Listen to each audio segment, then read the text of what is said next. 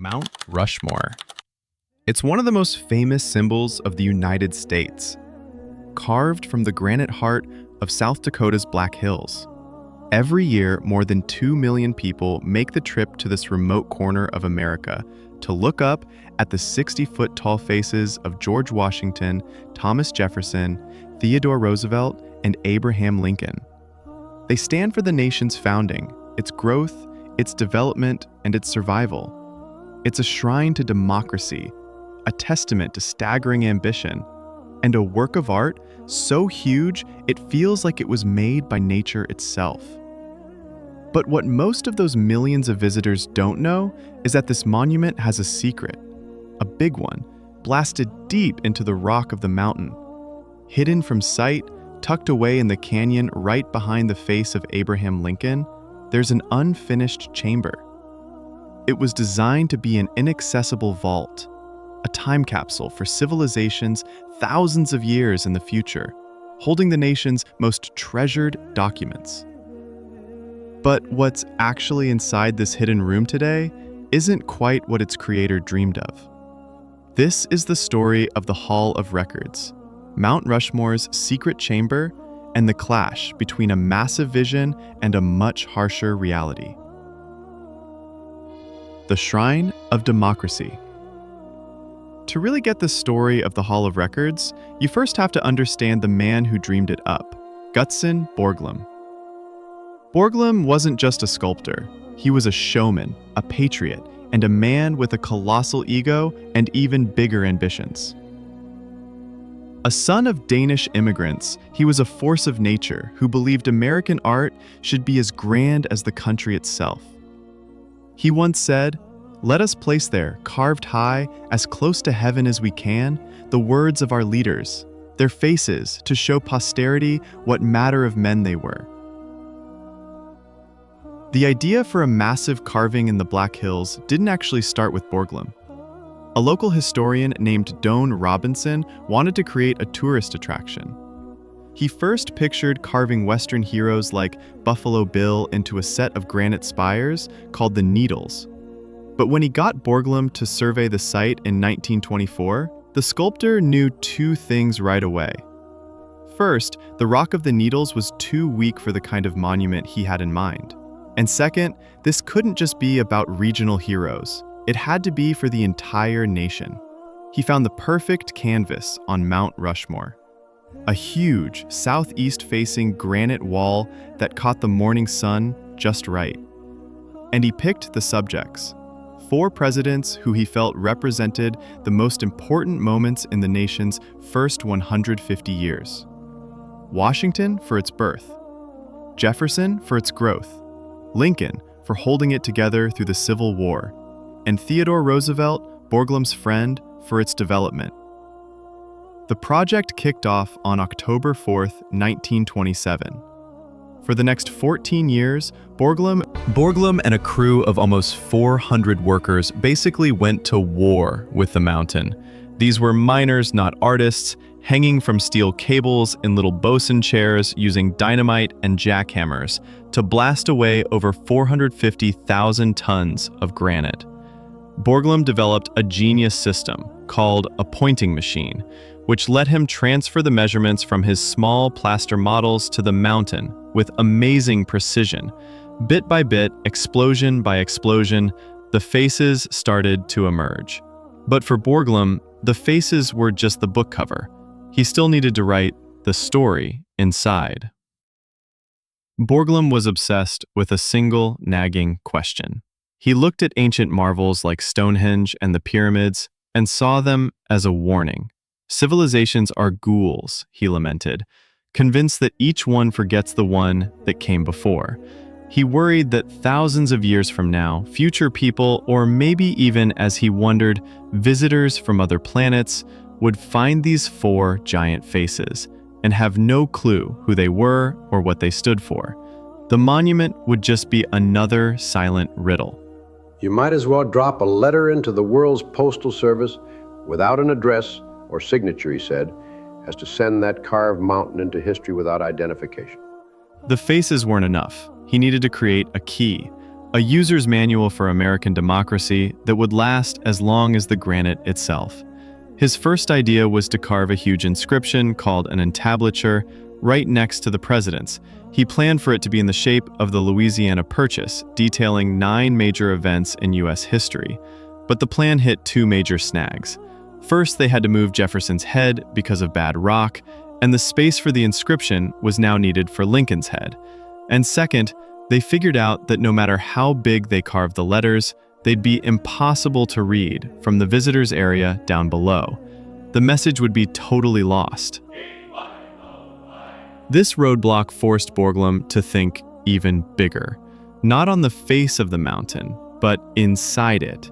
He came up with a new, much grander idea. He would create a magnificent chamber, a secret room hidden inside the mountain itself. He would call it the Hall of Records. Gutzon Borglum's vision for the Hall of Records was, to put it mildly, ambitious. This wasn't going to be some dusty old storage room. It was meant to be a cathedral to American history, a vault for democracy's most sacred texts, sealed inside the mountain for thousands of years. His plans showed an enormous chamber, 80 feet tall and 100 feet long, drilled into the canyon wall right behind the faces. To get there, visitors would climb a majestic 800-foot granite staircase. The entrance to the hall would be a grand portal with cast glass doors, and above it, a massive bronze eagle with a 38-foot wingspan, inscribed with the words, "America's Onward March," and the Hall of... And what did he want to put inside? Borglum planned to line the walls with bronze and glass cabinets. Inside them, he wanted to place the nation's most precious artifacts. Not copies, the original Declaration of Independence, the Constitution, and the Bill of Rights. He also planned to include busts of other famous Americans and a full history of America's contributions to science, art, and industry. It was designed to be the ultimate time capsule. This was a wildly audacious plan, driven by a deep fear of being forgotten and an equally deep faith in the American experiment. Borglum believed this hall was the one thing that would lift Mount Rushmore from a sculpture to an eternal shrine of democracy. So, in 1938, his crew began blasting a tunnel into the hard granite wall behind Lincoln's head.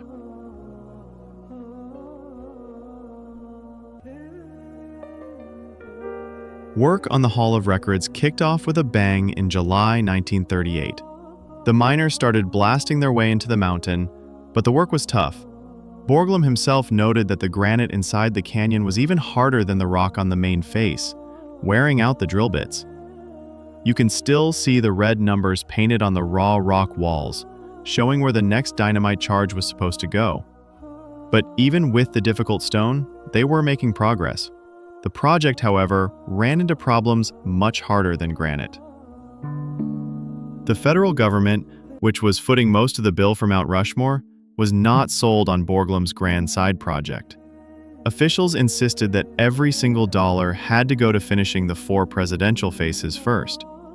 They saw the Hall of Records as an expensive distraction. Borglum fought back, arguing the hall was a critical part of the memorial, and that Congress had even approved it as a museum. But with the threat of another world war growing in Europe, even his supporters told him to be careful. They knew federal money could dry up at any second. They argued it was better to have 4 finished presidents and an unfinished hall than to have the whole thing left incomplete. Reluctantly, Borglum agreed. In July 1939, after carving a rough tunnel about 70 feet deep into the mountain, he ordered the work to stop. The focus went back to the faces. Borglum always hoped he would get back to his great hall, but he never did. On March 6, 1941, Gutzon Borglum died unexpectedly after surgery. He never saw his masterpiece finished. His son, Lincoln Borglum, took over for the final months, but with the visionary gone and America's entry into World War II just around the corner, the money and the will to continue were gone too. On October 31, 1941, the Mount Rushmore project was officially declared complete. The grand staircase was never built, the bronze eagle never flew, and the Hall of Records was left as a raw, 70-foot tunnel leading to an empty, unfinished chamber. For over 50 years. For over 50 years, Borglum's dream just sat there. A silent, abandoned hole in the heart of his creation. A compromise for posterity. For decades, the Hall of Records was just a historical footnote, a story of what could have been. The unfinished tunnel sat empty, seen only by park rangers. But Gutzon Borglum's dream, it turns out, wasn't entirely dead. In the late 1990s, the National Park Service and Borglum's family decided to fulfill his vision, at least in spirit. They couldn't build the grand hall he'd planned, but they could still install a time capsule. On August 9, 1998, a special ceremony was held at the tunnel's entrance. A repository of records was carefully placed into the floor. This modern time capsule was built to last for thousands of years. It consists of a teakwood box placed inside a protective titanium vault. The whole thing was then lowered into the granite floor and sealed under a massive 1,200-pound granite capstone. Etched on that capstone is the very quote that started it all. "Let us place there, carved high, as close to heaven as we can, the words of our leaders, their faces, to show posterity what manner of men they were." So, what's actually in the box? Not the original Constitution, as Borglum had hoped. Instead, the vault holds 16 porcelain enamel panels. These panels, etched with text and images, tell the story Borglum was so desperate to preserve. They have the full text of the Declaration of Independence, the Constitution, and the Bill of Rights. They also include biographies of the 4 presidents and of Gutzon Borglum himself. And finally, they explain exactly how and why Mount Rushmore was carved. It's a scaled-back version of the original plan, a compromise. But in a very real way, it completed Borglum's mission. A record now exists, sealed in the mountain, waiting for some future civilization to find it and understand what those great stone faces mean. Myths, legends, and Hollywood fantasies. Of course, with any great, inaccessible secret, the rumors are bound to start flying. And the Hall of Records is no exception.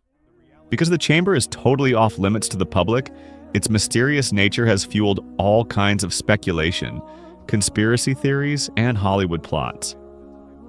The most popular theories usually involve hidden treasure. Some stories claim it hides millions in lost gold. There is absolutely no evidence to back any of this up. Other theories are a bit more modern, suggesting the room holds government secrets like plans for the atomic bomb or proof of alien contact. Some even connect it to the Hollow Earth myth, saying it's an entrance to a world underground. These ideas got a huge boost from pop culture, most famously in the 2007 movie National Treasure: Book of Secrets, where the characters find the lost city of gold through clues hidden in the Hall of Records. The movie shows a huge system of tunnels behind this height, the monument. A complete fantasy that looks nothing like the real, single, unfinished tunnel. While it's fun to watch, it has cemented the idea in many people's minds that Mount Rushmore is hiding something spectacular. The reality is much simpler. The room isn't a treasure vault or a secret government bunker.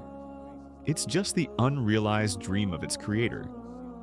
The only things inside are the time capsule installed in 1998 and the raw, unfinished granite walls that stand as a monument to a vision that was cut short. The myths that stick around say more about our fascination with secrets than they do about reality.